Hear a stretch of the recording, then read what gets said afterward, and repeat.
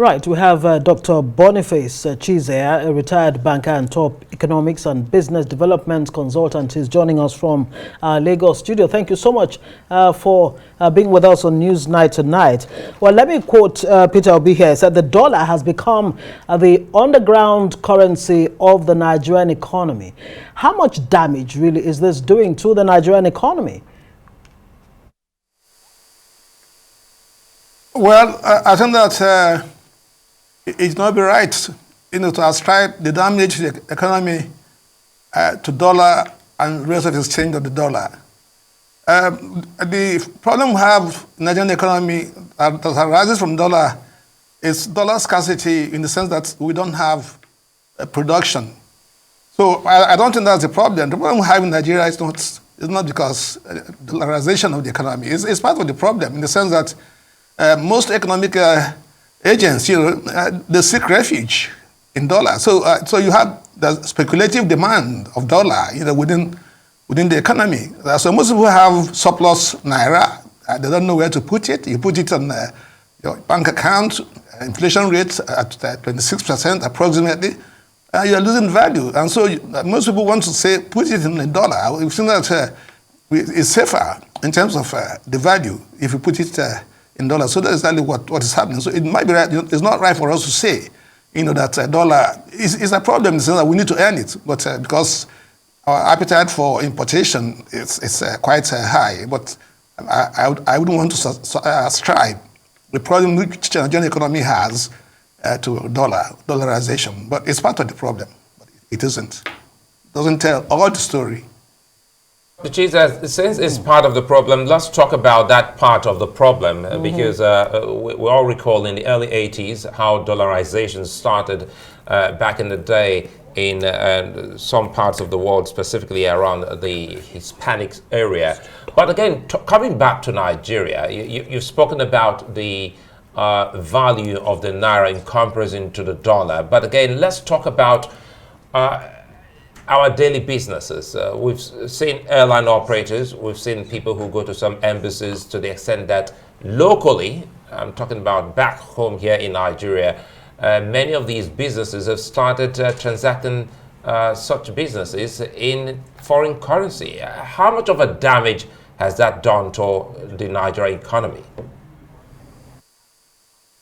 Well, I think the first thing to say is that dollar is not legal tender currency in Nigeria. So anybody that did that, is slouching. It's doing something that is illegal. But we know that it's pervasive. It's happening everywhere. But it's not legal tender currency. But so I think that's the first thing to say. But I think that, like I said earlier on, the pursuit for a dollar is because relatively dollar, is a good store of value. So if you have your money and you put them in dollars and so on and so forth. At some point in time, we also try to, in order to encourage the inflow of dollars into the Nigerian economy, we encourage the economic agents, to open domiciliary accounts. And they've done so, but one of the challenges we have is that we have the scarcity of dollar within our system. It's been there for a long time. So even if you have a domiciliary account and you put your money there, you're not sure when you go to the banks that you ask for this to withdraw your money, that you're going to get it. So I think those are some of the challenges. So, but of course, using dollar at some point in time, in fact, Central Bank was quite hard in saying that if they find somebody, for instance, landlords who wanted to rent their premises, their apartments, within the highbrow areas, they rented apartments in dollars. Some schools, tried to charge for fees in dollars and so on. And there was a time the Central Bank, they try to quite descend hard on those ones because it's not legal tender. But once you have willing buyer, willing seller, and two people are into it in transaction, how are you going to know? Except that there's a fallout, there's a problem. You would not know. So it's one of those things that is very difficult for you to track. So that's the challenge we have. But the ultimate goal is that we have to try. Go ahead, please land on that point. Dollars. Yes. So I'm just saying that, yes, we have to try and earn dollars. Yes. So fundamentally, we need to be a producing economy, and not a consuming one if we're to have enough dollars. But let's talk about the House of Representatives. They're calling for an investigation. They're asking the central bank to investigate this dollarization, or maybe we should even call it over-dollarization. And alongside that, they're asking the CBN to implement monetary policy adjustments to stabilize the naira. What sense do you make of this? Well, I don't think there's anything to investigate. It's something it's pervasive. So what's there to investigate? Is it to investigate the scale? I don't understand. It's common knowledge, that the dollar is all over the place in this economy, in individual holdings. So I don't know what we want to investigate, but all right, so they investigate, they come out with something which all of us know. But the issues are, yes, we have challenges. We have problems with being able to pay for our exports. We have people who have remittances that we've not been able to, people have not been able to, to take out of this country. Because there's scarcity of dollars, so I think that those are challenges. If you look at the rate of inflation you have in the economy today, to a large extent, if you take removal of oil subsidy, then the next thing is the rate of exchange. We try to say we are going to, to merge the rates. You cannot merge the rates. It's not feasible. The only way you can merge the rates is if you can meet demands in the official window. Now, once you have demands that go outside the official window, the rates are going to be different. And I know we've tried it. I've done it for about 3 months now. And so suddenly, the reality stares us on the face. So it's not easy to merge. Certain things we rushed into, which we shouldn't have. So those are some challenges we have. There's a new CBN governor now, and the House of Reps more or less, pushing the buck to the CBN to implement monetary policies to stabilize the naira. If you were in a position to come up with policies, monetary policies, what would those be in specific terms? The central bank governor has no magic wand, to stabilize the naira. There's not much he can do. What the economy needs to stabilize the naira, there are two approaches to it. Either you have more dollar inflows into the economy. For instance, we sell our oil. We understand that our production is increasing. So at some point in time, it was above 2 million barrels. If you can get a handle on the set of oil, and so I don't know why we can't do that. Most people use automation, to get around that problem. If we can do that, so we sell more.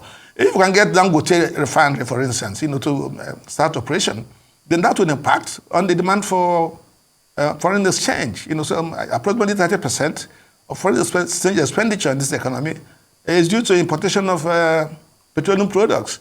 So if, for instance, we can get them locally, that would be a tremendous advantage. It will make an impact. That will quite. So if you ask the governor to manage it, what is he going to do? You just have to earn dollars. He can try and do some creative things. Like we tried to do during the last dispensation. So we borrow money on our foreign reserves and so on, and then we put the reserves at a figure that's not exactly what it is. And so you could do that to manage and help the economy, but... Dr. Chizea, let me quickly comment here. Let's see if we can actually close on this. A big shocker you've just given to the nation here about the stabilization of the naira. But again, are you also looking at the oil theft, the imbroglio? What can Nigeria do? If Nigeria can plug that, will it help the dwindling situation in Nigeria's economy? Suleiman, there's certain economies in this world, particularly in the Middle East, where you cannot take a drop of oil. It's all automated. So I think that's just the way to go.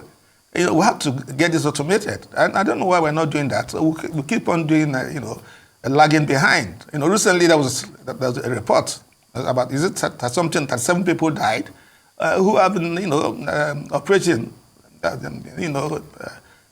trying to operate illegally, try to refined oil, and of course they got burnt. So that's a challenge. It's not something that it's not rocket science. So for us to do what, borrow what other people have successfully done, and do it in our economy. So it's not a big thing. So we automate the thing, and then remove human interference, and it's done. You can't touch it. It's as simple as that.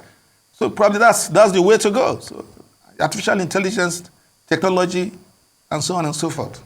That's the way ahead for the future. Well, it's a fine place for us to leave it. Dr. Boniface Chizea, many thanks for your time.